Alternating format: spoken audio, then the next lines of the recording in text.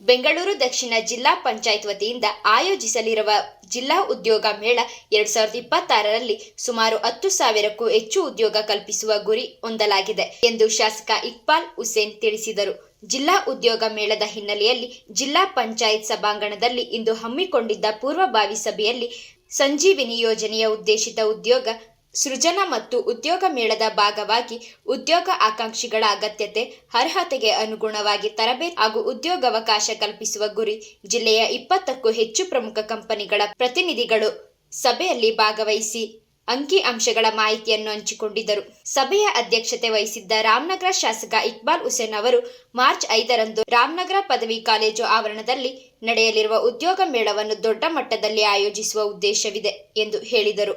2026ರ ಮೇಳದಲ್ಲಿ 10,000ಕ್ಕೂ ಹೆಚ್ಚು ಉದ್ಯೋಗ ಆಕಾಂಕ್ಷಿಗಳು ಭಾಗವಹಿಸಲು ಅವಕಾಶ ಕಲ್ಪಿಸಿ 5,000ಕ್ಕೂ ಅಧಿಕ ಮಂದಿಗೆ ತರಬೇತಿ ಸಹಿತ ಉದ್ಯೋಗಾವಕಾಶ ನೀಡುವ ಗುರಿ ಹೊಂದಲಾಗಿದೆ.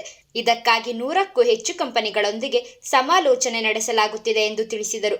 ಕನಿಷ್ಠ ವಿದ್ಯಾರ್ಹತೆಯಿಂದ ಸ್ನಾತಕೋತ್ತರ ಪದವೀಧರರ ತನಕ ಎಲ್ಲ ವರ್ಗದ ಯುವಕ ಯುವತಿಯರಿಗೆ ಉದ್ಯೋಗಾವಕಾಶ ಸೃಜಿಸುವ ಮಹತ್ವಾಕಾಂಕ್ಷೆ ಉದ್ದೇಶ ಹೊಂದಿದ್ದು, ಮೇಳದ ಕುರಿತು ತಾಲೂಕು ಮಟ್ಟದಲ್ಲಿ ವ್ಯಾಪಕ ಪ್ರಚಾರ ಅಗತ್ಯವೆಂದರು.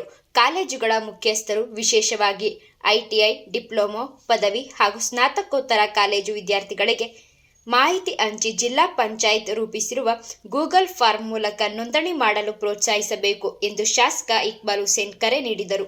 ಕರುನಾಡು ಟೈಮ್ಸ್ ಚಾನೆಲ್ನಲ್ಲಿ ಸುದ್ದಿ ಮತ್ತು ಜಾಹೀರಾತು ನೀಡಲು ಈ ನಂಬರ್ಗೆ ಕರೆ ಮಾಡಿ.